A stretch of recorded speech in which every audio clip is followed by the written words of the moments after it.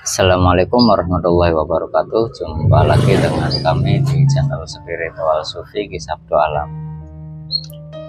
Peribadatan tentang sholat itu banyak terjadi distorsi gitu. Kenapa? Karena masih banyak kekeliruan yang dipahami oleh kebanyakan manusia pada umumnya, karena beranggapan bahwa untuk terhubung dengan Tuhan itu bisa secara langsung tanpa melalui wasilah begitu. Akhirnya agama yang dijalaninya itu pada dasarnya masih berupa angan-angannya sendiri. Terus rata-rata beranggapan bahwa akhirat itu nanti setelah mati. Kalau keyakinan secara umum kan begitu. Nah, pada dasarnya ketika orang melakukan ibadah sholat itu sebenarnya orang kan merasa bahwa yang dituju itu Tuhan, kan begitu. Nah, sedangkan Tuhan sendiri adanya di maha akhirat gitu. Kitanya ada di dunia, tapi yang kita tuju akhirat begitu. Nah, yang jadi masalah apa? Secara umum rata-rata manusia meyakini bahwa akhirat itu nanti. Nah, disinilah terjadinya distorsi. Akhirnya nggak nyambung keyakinan kita bahwa akhirat itu nanti, sedangkan sholat yang kita jalanin, yang kita tuju Tuhan yang berada di maha akhirat. Nah, kan aneh gitu. Makanya kenapa banyak orang yang merasa sholat, umpamanya ditanya, siapa yang memerintahkan engkau sholat?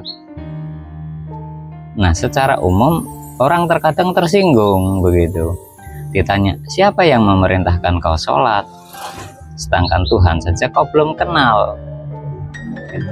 Kalau memang Tuhan itu yang memerintahkan kita sholat, harusnya kita tidak mudah tersinggung ketika ada orang yang bertanya gitu.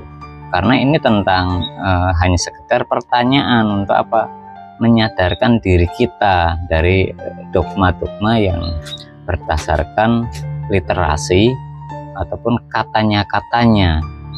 Sedangkan yang bercerita sendiri itu tidak tahu Tuhan itu yang mana.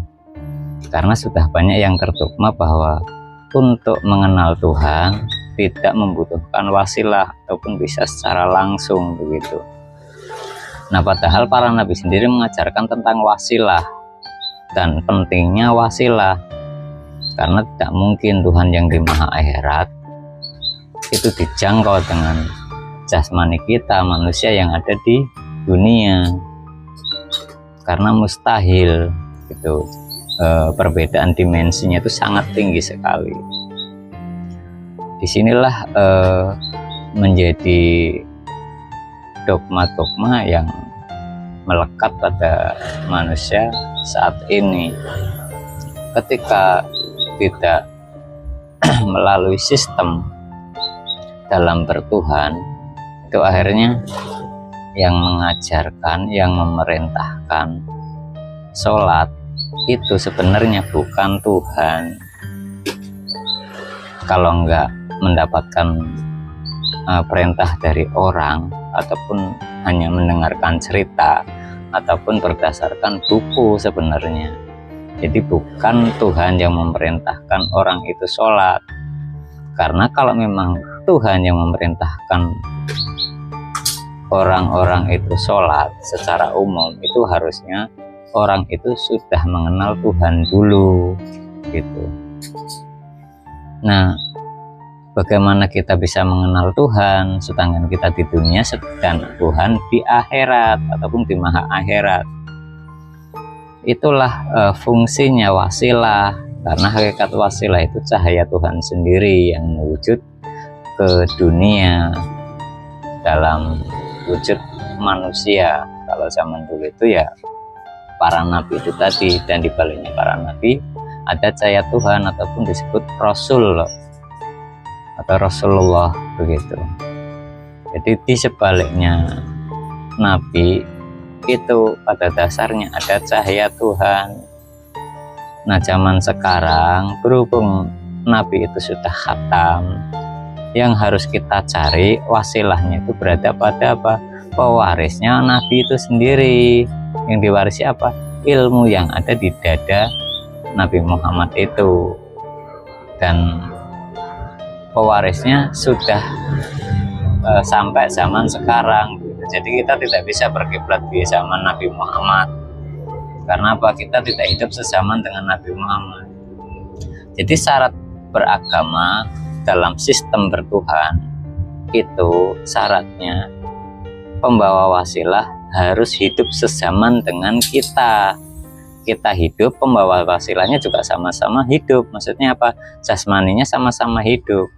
Jadi kita tidak bisa berkiblat kepada jasmaninya Nabi Muhammad di zaman lampau, begitu. Karena apa?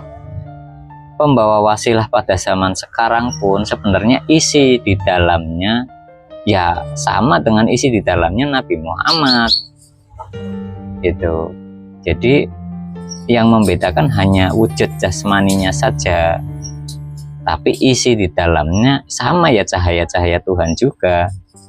Karena itulah yang disebut pewaris, ataupun pewaris al ulama warasatul anbiya, ulama pewarisnya nabi. Dan itu bukan sembarang ulama, dan tidak semua ulama membawa ilmunya nabi ataupun apa yang ada di dalam dadanya nabi. Nah, masyarakat pada saat ini secara umum meyakini ataupun menganggap bahwa yang dimaksud ulama pewaris nabi itu ahli kitab. Padahal bukan. Karena apa? Banyak ahli kitab yang diancam ataupun diperingatkan tentang neraka, rusaknya agama. Di antaranya itu ya karena ahli kitab. Karena apa? Ahli kitab hanya berdasarkan letter lux-nya saja dan tidak bisa terhubung dengan Tuhan yang ada di maha akhirat. Kenapa? Karena meyakini bahwa untuk mengenal Tuhan tanpa melalui wasilah, hanya berdasarkan membaca sudah bisa terhubung dengan Tuhan. Nah kan aneh. Nah Tuhan sendiri ada di maha akhirat, sedangkan keyakinannya akhirat itu nanti. Nah kan gak nyambung. Nah itulah yang harus menjadi koreksi pada masyarakat pada zaman ini. Jadi tidak bisa beragama itu tanpa melalui wasilah, karena wasilah itu wajib. Tanpa melalui wasilah, pada dasarnya agama kita itu belum sah gitu. Jadi hati-hati bagi orang yang sedang dalam perjalanan untuk mengenal Tuhan tanpa melalui wasilah, pasti nantinya akan disambar oleh iblis. Karena apa? Kunci daripada untuk mengenal Tuhan hanya melalui wasilah itu sendiri, dan pembawa wasilah itu harus hidup sezaman dengan diri kita pada saat ini gitu. Jadi untuk mengenali wasilah harus kenal dulu pembawa wasilahnya. Karena apa? Wasilah itu cahaya Tuhan, dan pembawa wasilah itu wujudnya jasmani, ya jasmani manusia seperti kita ini. Nah di situ sebelum mengenal Allah harus melalui wasilah ataupun harus mengenal wasilah. Sebelum mengenal wasilah harus mengenal pembawa wasilahnya dulu. Nah carilah orang itu, itulah nanti yang bisa menghubungkan antara diri kita dengan Tuhan melalui wasilah gitu. Jadi awal-awal dalam berhubungan dengan Tuhan itu ada sistemnya. Jadi tidak bisa semata-mata kita bisa langsung menghubungi Tuhan di akhirat. Lah kalau ibaratnya bahasa alamat, lah alamatnya saja kita tidak tahu. Makanya umpamanya banyak orang yang berdoa terus doanya dibalas.